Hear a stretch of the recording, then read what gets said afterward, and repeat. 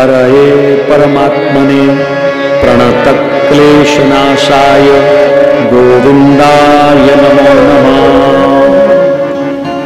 बाद में YouTube से कथा सुन करके इस मंत्र को याद कर लेना, लिख लेना कहीं, या किसी पंडित जी से लिखवा लेना। श्री कृष्णाय वासुदेवाय हरये परमात्मने प्रणतक्लेशनाशाय गोविंदाय नमो नमः। शरणागत भाव से सबने इस मंत्र का दिन रात जाप किया। मंत्र जो होता है वो भगवान को खींचता है। शुद्ध चित्त से जब कोई पुकारता है ना मंत्र, तो भगवान को आकर्षण होता है, भगवान खींचे आते हैं।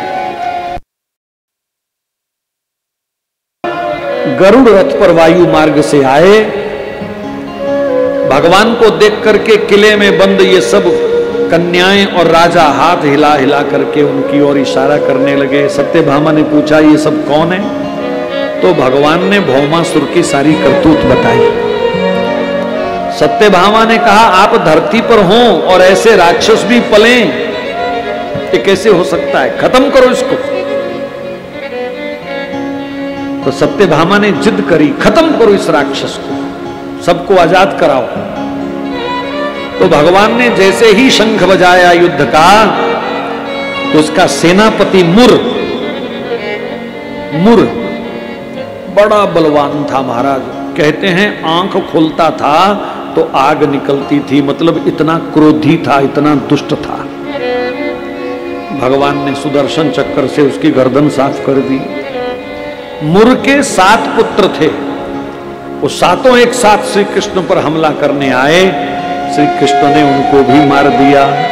अंत में भौमासुर की भी गर्दन भगवान ने काट दी। फिर भगवान नीचे उतरे। धरती माता ने देखा मेरा बोझ हल्का हो गया पाप से, तो भगवान कृष्ण के कंठ में वैजंती माला धारण कराई और भगवान की स्तुति करी। नमस्ते देव देवेश शंख चक्र गदाधर भक्तेच्छुपात्र रूपाय परमात्मने नमोस्तुते। भक्तों की इच्छा पूर्ति के लिए कई प्रकार के रूप धारण करने वाले श्री कृष्ण, मैं आपको प्रणाम करती हूं, मेरा बोझ आपने हल्का कर दिया। भगवान ने बंदी राजाओं को मुक्त कर दिया और फिर उन देवियों को कहा, देवी आप भी अपने अपने घर परिवार में सुख पूर्वक जाओ, आप भी अपने अपने घर सुख पूर्वक जाओ।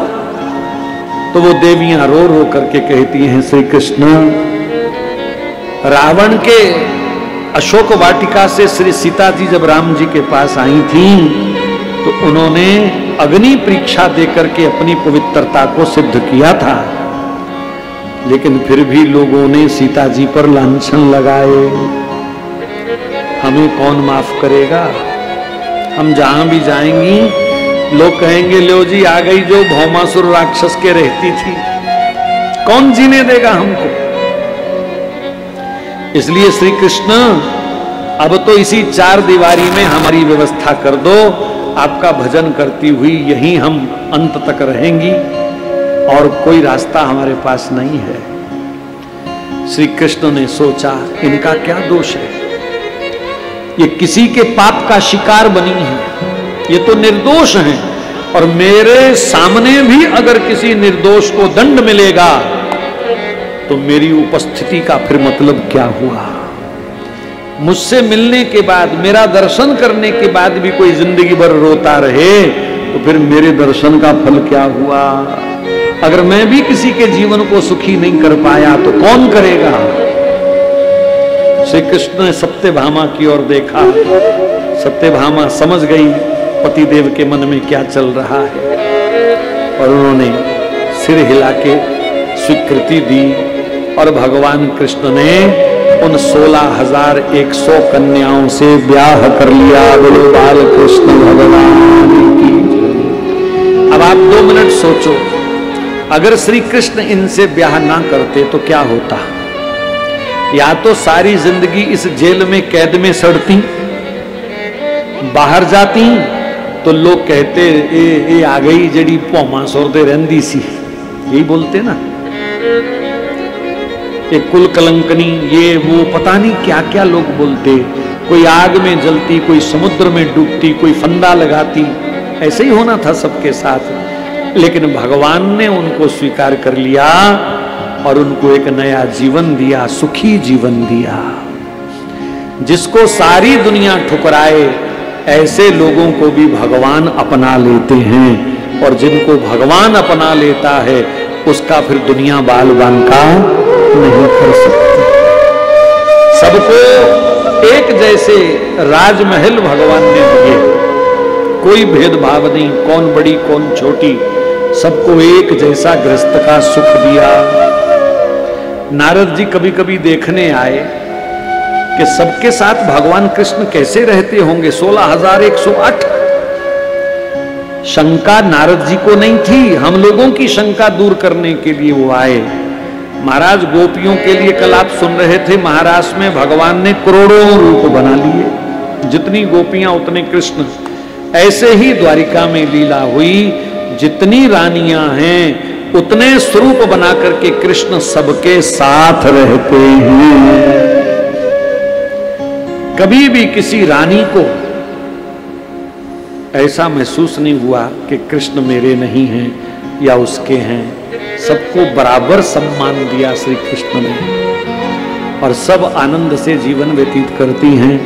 अब मैं आपसे पूछता हूं कि श्री कृष्ण ने इनके साथ ब्याह करके अच्छा किया कि गलत किया? सच्ची सच्ची दसो, अच्छा ही किया ना। अगर श्री कृष्ण इनको द्वारिका ना लाते तो सारी जिंदगी वहां सड़ती, बाहर निकलती तो लोग ताने मार मार के मार देते। लोगों को तो काम कोई नहीं है, और दूसरों को दुख देना ये लोगों की खुशी है। दूसरों को दुख देने में लोगों को सुख मिलता है। और दुनिया में ऐसे एक दो नहीं, हजारों लाखों लोग हैं जो सारा दिन दूसरों के नुक्ताचीनी निकालते रहते हैं। किसी की ओर उंगली खड़ी करने से पहले सोचना, बाकी उंगलियां तुम्हारी ओर भी इशारा कर रही हैं, तुम कैसे हो।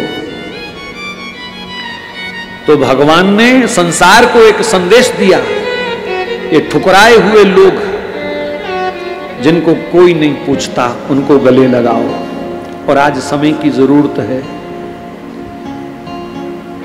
किसी समय ऊंच नीच के कारण कुछ लोगों को छोड़ा गया, अमीरी गरीबी के हिसाब से दूरियां बनी, समाज में बनी कि नहीं बनी। ये साडा मल्ला, ये ओणा दा मल्ला, ये साडा खूह है, ओणा दा खूह, ये सब हुआ कि नहीं हुआ। अब समय आ गया है, सबके साथ एक जैसा व्यवहार होना चाहिए। सब मिलजुल करके रहो, तभी सत्य सनातन धर्म फले फूलेगा। नेताओं ने हमको जातियों में बांटने की कोशिश की है। लिखो कौन कौन किस किस जाति का है, ये कोई काम है? ये कोई देश चलाने का तरीका है? जातियां देखना, तुम जो सुविधा दे सकते हो दो, लेकिन किसी को संसार में बड़ी छोटी जाति कह करके कह। दलित, दलित शब्द का मैंने उस दिन भी अर्थ बताया था। ये मायावती का दिया हुआ शब्द है दलित है, और उन्होंने एक कौम का ही नाम दलित रख दिया। लोगों ने कभी सोचा ही नहीं कि ये कितनी बड़ी गाली हमको दी है। दलित भी हमको कहा और हमारे ही सिर पर बैठ करके राज किया। देखो, दलित मैंने पैरों से कुचला हुआ। तो ऐसा कोई शब्द भारतीय ग्रंथों में नहीं है जो जाति सूचक हो। इसलिए सब समाज को साथ लेकर के चलो। आपके शहर में भी कोई झोंपड़पट्टी में गरीब रहते हैं तो कभी कभी अपने त्योहार उनके साथ भी मनाया करो। मैं तो हर कथा में बोलता हूं, उनको भी दिवाली मनाने का अवसर दो, उनके साथ भी कभी होली खेलो, ताकि उनको भी पता चले कि हम सनातन धर्म का अंग हैं। आपके घर में कोई काम करने वाली आती है, किसी को किसी के घर जरूर जाने की जरूरत नहीं होती, मजबूरी ले जाती है। तो बहुत सारे लोग क्या करते हैं, 3 दिन की बची हुई सब्जी ले तू ले जा, तेरे बच्चे खा लेंगे। मिठाई पड़ी पड़ी सड़ गई, ले जाई जान लग गए। क्यों जी? अगर सड़ी मिठाई खा के तुम बीमार होते हो तो उसके बच्चे बीमार नहीं होंगे? अगर वो सब्जी तेरे लिए बासी है तो उसके लिए ताजी है क्या? कभी ऐसा व्यवहार नहीं करना चाहिए जिससे उनको लगे कि हमको छोटा माना गया, हमको गरीब कहा गया। सबको एक जैसा व्यवहार दो। अगर ताजी सब्जी एक कड़छी पहले ही निकाल करके आप दे दोगे तो आपका क्या जाएगा? फालतू बचेगी ही नहीं, बाद में भी तो आपने उठवानी है, तो पहले ही निकाल दो। उसको भी लगे कि मैं भी इस परिवार का हिस्सा हूं, फिर वो देखना कितनी वफादारी से तुम्हारे साथ काम करेंगे। और अगर भेदभाव करोगे तो वो भी फिर गच्चा मारने में कोई कसर नहीं रखेंगे। ये जरूरत है समय की, कोई छोटा नहीं है। भगवान के बनाए हुए सब जीव एक जैसे हैं, सबका सम्मान करो। और विशेषकर सनातन धर्मी जो हमसे टूट रहे हैं उनको जोड़ने की हर कोशिश आप सबको करनी चाहिए। जितनी संस्थाएं हैं, जितने मंदिर कमेटियां हैं, इन सबको प्रयास करना चाहिए कि झुग्गी झोंपड़ी में रहने वाला भी गरीब सनातनी मंदिर आए और उसको भी उतना ही मान सम्मान मिले। उनकी अलग लाइन नहीं होनी चाहिए। भगवान के दर में सब बराबर हैं, तब ये सनातन समाज बचेगा। नहीं तो 10-15 साल में हम नजर नहीं आएंगे कहीं, याद रखना। उन्होंने तो 2047 का टारगेट बनाया हुआ है, हम उससे पहले ही बर्बाद हो जाएंगे अगर ना संभले तो। भगवान ने सबको बराबर हक दिया, सबको बराबर संतान हुई। इस प्रकार द्वारिका के अंदर खूब सुंदर लीला भगवान की चल रही है। प्रद्युम्न जी का विवाह हुआ, इनका पुत्र हुआ अनिरुद्ध। समय बीता, अनिरुद्ध का विवाह वाणासुर की कन्या उषा के साथ हुआ। वाणासुर हिमाचल के थे, किन्नौर के। बहुत भयंकर युद्ध के बाद यह विवाह संभव हो सका, लंबी कथा है। आगे चल करके बलराम जी के ब्रज गमन की कथा है। एक दिन बलराम जी ने श्री कृष्ण से कहा, कृष्ण वृंदावन से आए हुए कितने साल हो गए, कितना बड़ा झूठ बोला हमने, परसों आएंगे, बरसों बीत गए। कृष्ण मैं मानता हूं तुम व्यस्त थे, बहुत काम करने थे तुमको, नहीं जा पाए, पर अब तो फुर्सत का समय है, अब खाली दिन है, चलो वृंदावन चलते हैं। वृंदावन वृंदावन सुना तो श्री कृष्ण की आंखों से झरझर अश्रु बहने लग गए। वृंदावन वृंदावन मैया बाबा राधे, ऐसे गोपी ग्वालों को आवाज लगाने लगे, गैया मैया को पुकारने लगे, मेरी धौरी, मेरी कजरी, अपनी गौ माताओं को याद करने लगे। बलराम ने कहा, कृष्ण अब रोने की कोई जरूरत नहीं है, चल वृंदावन चलते हैं। कृष्ण बोले, नहीं मैं नहीं जाऊंगा, आप जाओ। बहुत कहा, कृष्ण इतना प्रेम है तुम्हारे अंदर वृंदावन के लिए, तुम जाते क्यों नहीं, क्या मजबूरी है? कहा बस कुछ नहीं कह सकता, आप जाओ। गोलोक में श्री राम नाम के एक ब्राह्मण ने राधा कृष्ण को श्राप दे दिया था, 100 साल तुम मिल नहीं पाओगे धरती पर, इसलिए श्री कृष्ण वृंदावन नहीं आए, 100 साल नहीं मिले। बलराम इस बात को समझ नहीं पा रहे थे। आखिर श्री कृष्ण ने जबरदस्ती बलराम जी को अकेले ही भेज दिया, अपना रथ दे करके भेजा। बलभद्रा कुरुश्रेष्ठ भगवान रथमास्थिता,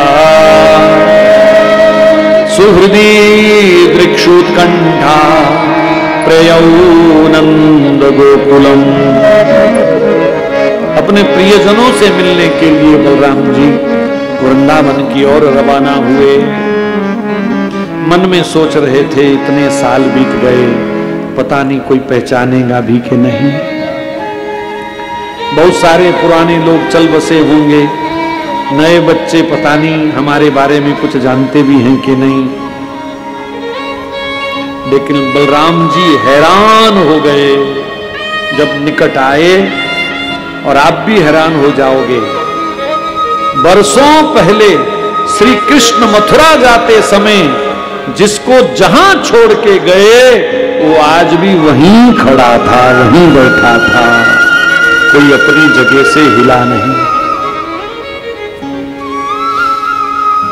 इतने वर्ष किसी ने अन्न जल ग्रहण नहीं किया, गौओं ने बछड़ों ने घास खाना बंद कर दिया। कृष्ण की याद में रोते रहते हैं, रोते रहते हैं, रोते रहते हैं।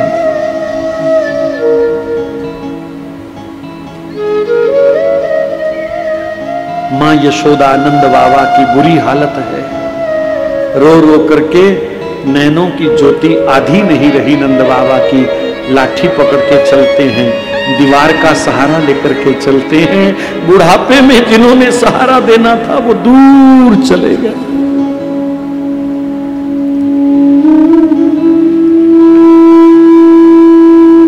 किसी का चूल्हा नहीं जला, और ये सच्चे शुद्ध प्रेम का एक विलक्षण उदाहरण है संसार में। सबकी प्रतिज्ञा थी जब मर्जी आना कृष्ण, तुम्हें देखे बिना हम मरेंगे नहीं। और ये बिल्कुल सत्य कह रहा हूं, 100 वर्ष वृंदावन में किसी की मृत्यु नहीं हुई। यह है कृष्ण के भजन का फल, कृष्ण की याद का फल। मृत्यु की हिम्मत नहीं हुई इन प्रेमियों के पास जाने की। वृंदावन के लोग कहते थे, मृत्युदेव अगर हमारे पास आया ना तो विरहा की अग्नि में तू झुलस जाएगा, हमारी प्रेम की आग तुम्हें भस्म कर देगी। तो मृत्यु की हिम्मत नहीं हुई वृंदावन में वो पैर भी रखे। 100 साल कोई चिता नहीं जली वृंदावन में। है दुनिया में कोई ऐसी और उदाहरण? विलक्षण प्रेम। बस टकटकी लगा करके मथुरा की ओर निहारते रहते हैं। आवे काना विम थक गई औसियां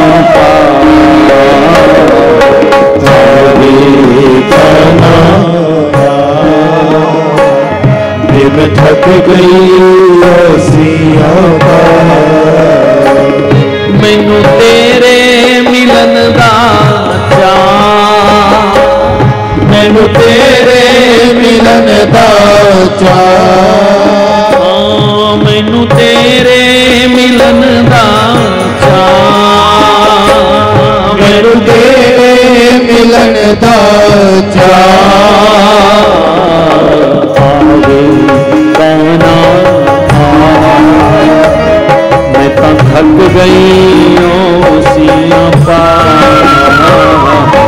आवे काना मैं थक गई औसियां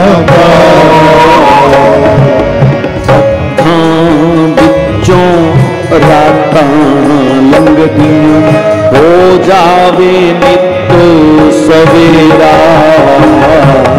अखां विचों रातां लंघदियां हो जावे नित सवेरा। पुल पुलेखे सिर दे आसाइयां कमली बल फेरा। पुल पुलेखे सिर दे आसाइयां कमली बल फेरा। चमक किते पुनिया दे चन्ना कर दे दूर हनेरा। चमक किते पुनिया दे चन्ना कर दे दूर हनेरा।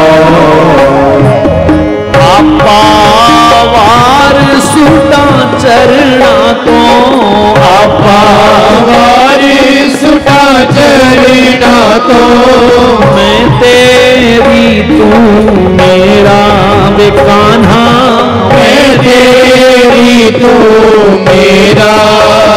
ओ मैं न जाऊं तू बंसी बजावे, मैं न जाऊं तू बंसी बजावे, कर दे पूरे चारे कान्हा आ। मैं तो थक गई सिया पार, अरे कान्हा रे मैं थक गई ओ सिया पार।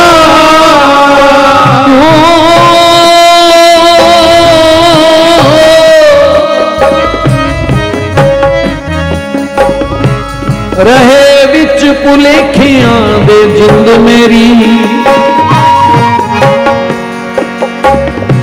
एक होर पुलेखा पा जावी, बेशक उचेचियां ना आवी, कदे लंघदा लंघदा आ जावी, आवे कान्हा आ। मैं तो थक गई सिया पार, आवे कान्हा रे मैं थक गई ओ सिया पार। बिच उड़ीका मुकदी जावा, कालेओं तौले आए, बिच उड़ीका मुकदी जावा, कालेओं तौले आए। आए दीवे दोवें प्यार बुझण नूं, बैठी हाँ तेलो मुकाए, दीवे दोवें प्यार बुझण नूं, बैठी हाँ तेल मुखाए। होके पर दी आसां कर दी, हुण आए होके पर दी आसां कर दी, हुण आए हुण आए। हुणे छड़किया नूपुर पीदा, हुणे छड़किया नूपुर पीदा, वटनी ठंडी वाए, वटनी ठंडी वाए। रीजा लाला बोले पपीहा, रीजा लाले पपीहा, रीजा लाला बोले पपीहा, रीजा लाला बोले पपीहा। आपी आपी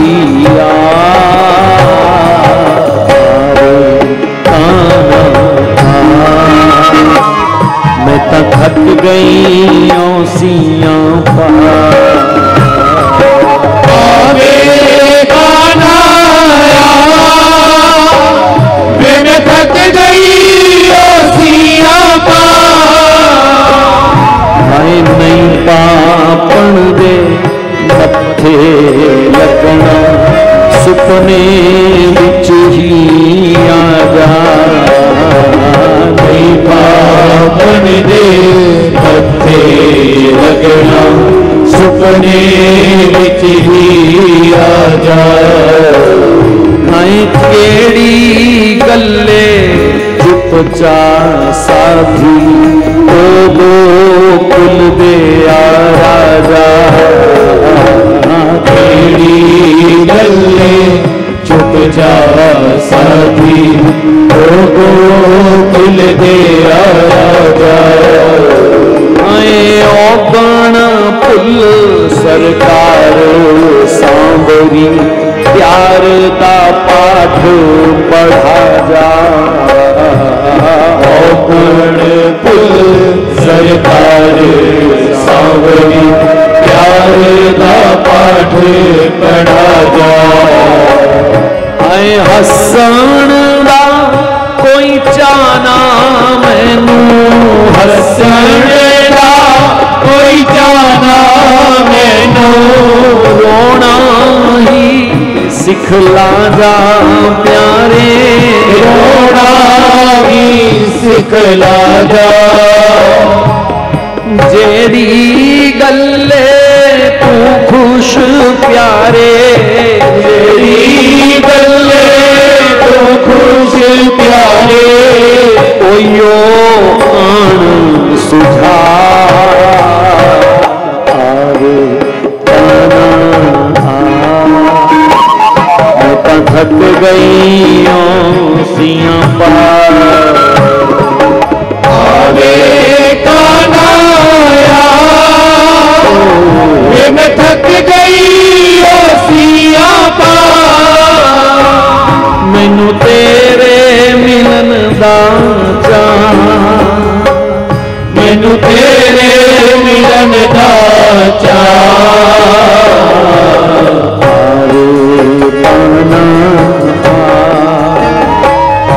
मैं थक गई सिया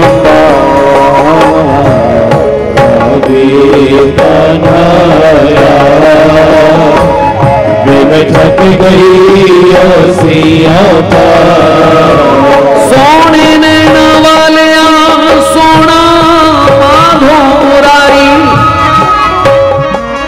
लाडा भरिया यशोदा लाला, प्यारा भरिया मेरा कुंज बिहारी। हरदम तेरे मन दी रानी, क्यों भुल गयो राधा प्यारी। साडा की असी ग्वार ग्वालना, ओ चन्ना चित चोर गिरधारी। यमुना कंडे बजाई बंसी, असी छड़ कर बार आइया। तैनू मनावन खातिर होए मखना, असी पैरी झालरा भी पाइया। जिन्हें नचाया ओवें नचिया, इन्हां लोकां लीकां लाइया। राही अखां विछाइया, हुण आवी कमली दे आसाइया।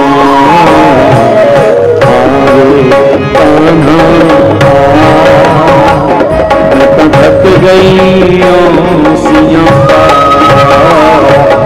आगे खाना वे मैं थक गई सिया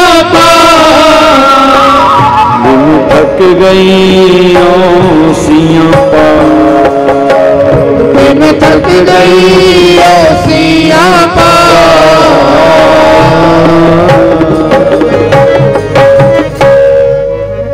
ऐसा अटूट प्रेम ब्रजवासियों का